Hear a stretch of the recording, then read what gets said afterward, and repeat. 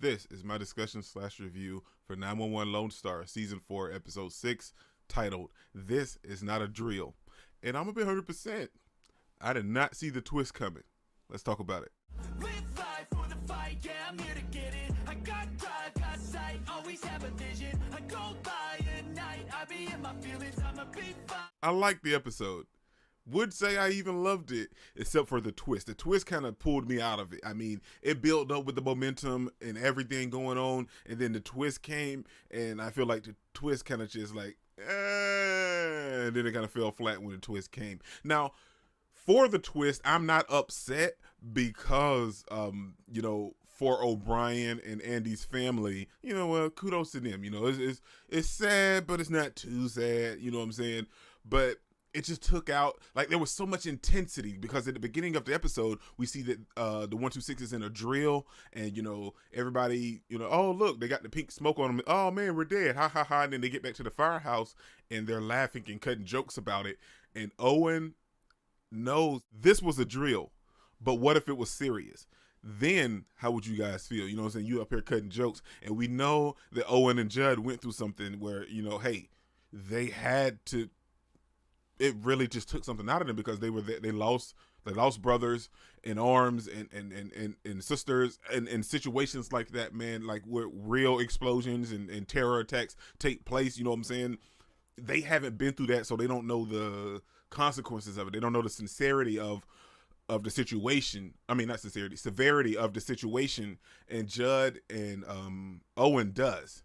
Now, for that aspect, the entire episode was super serious. There was like that one joke with them taking the photo and stuff from Marjan, but there were no jokes this episode. This was an entirely legitimate, real, action-packed episode and a dramatic episode because we were worried about the explosions and the terror attack taking place. Now, with all of that taking place, Owen going there to confront the honor dogs and then the FBI raiding the place at the exact same time, it builds the intensity to the overall situation and leading up to the aspect. We were wondering why Andy was doing all of this. We wanted to know why he's doing it. What was his reason? We thought he might have just snapped, but it was so much more to it, but it took it out of it at the same time. Now, another aspect about this episode that I didn't quite enjoy, we know that Owen and the FBI lady were having some sort of connection, a bond or something. They were having something. And what sucks is because Owen just can't find nobody, man. Whether they stalker, crazy killer lady, or they end up moving or they die, Owen just can't find happiness and love. You know what I'm saying? Now, he can find happiness with his son and his job. He just can't find love. Like all the women that he tried to, pursue a relationship with in the series, it just don't quite work out. Either they're crazy killer ladies or they die or they move away. You know what I'm saying? So Owen just can't quite find love in that department, but he has it everywhere else, and it showcases this episode because he's only worried and concerned about protecting the 126 and his crew members, and of course innocent civilians at the same time. So we see that like Andy has this whole elaborate plan set up that he's painting the van, and we was wondering why he was doing that, and then they call in a bomb threat. A fake bomb threat, but they called in the bomb threat to get the people out of the building, only to, have the ambulance blow up right there and cause mass casualties. Now, with that, with the bomb and everything like that, we find out that Andy was being manipulated by one of the other fools of the underdogs that was legitimately crazy, because the other guys, they were talking about it, and they were just kind of beating and banging on the chest a little bit, but they never actually wanted to follow through with anything dangerous because they know the consequences. But this one kid, he was just adamant about actual violence and destruction and terrorism, and he pulled Andy into it.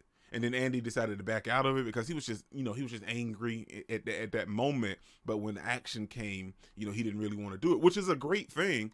But for me, it just pulled it out because they built the intensity so much. The clips and the angles that we saw, it showed that like, oh, he's manipulating, he's doing all this horrible, conscientious stuff, the planning and everything like that. We even thought he killed the dude, but like the way that it played about it, like his term of phrase, like I wish you really hadn't saw that. You know what I'm saying? Like they played with our emotions, and I don't have a problem with being tricked in a show and then like, oh man, what a twist. You know what I'm saying? But this really wasn't a twist. Well, it was a twist, but it wasn't a good twist. Like, I didn't. I didn't gain anything from Andy not being, the mastermind. I mean, I guess for him it worked out, because sure he got 20 years in prison, but it's not life. You know what I'm saying? You serve your 20 years and you may be eligible for parole, possibly in what, 8 maybe, 10, I don't know. But the other kid was the one that was really setting everything up. He kidnapped Andy's family to force him to continue to go through with the plan. And, good thing that Carlos and O'Brien decided to follow, the rest of the trail out there on that land. Otherwise they would have been screwed because the FBI just didn't care. And they were ready to put a bullet in Andy from the jump, which is valid because all roads pointed to Andy. Old dude was like the mastermind behind the scene. But it just took it out for me, man. Like, the episode was great. I loved it. I loved the intensity and the action behind everything. It's just all that build up to just drop off. Now we see that Owen, realized it and recognized it and, pulled everybody back. And when he pulled Andy out of the truck, when Andy got out of the truck and Owen decided to jump in the truck and just drive it away, it was nice that Grace was incorporated into this episode because we hadn't really seen her this episode. There were no immediate 911 calls except for the ones about the explosion and everything. And it pulled Grace into the episode, and she was that voice to help Owen, to kind of guide him to the river. Well, what's it? Lake, to the lake. And he got all the way to the lake, and the van just stopped, like right there at the edge of the water because they were trying to submerge it because it's not as lethal if it's submerged. And Owen was like, are you kidding me? But lo and behold, here comes Judd and everybody else, man. And they came and they bumped it and pushed it all the way into the water. Now, that part I was hyped and I really enjoyed. But it's just like everything else, all that build up, only to just drop it right there at the edge, man. It really wasn't working for me.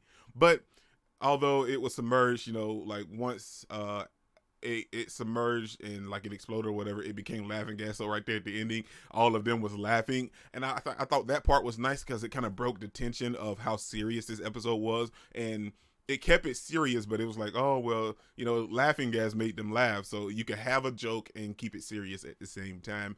And then we see how O'Brien feels that like he kind of let Andy down with all of this. And then they kind of showed us how and everything led up to and how that dude kind of tricked Andy and how Andy kind of fell into his hands and got manipulated. But great episode. It's just like that buildup was fantastic.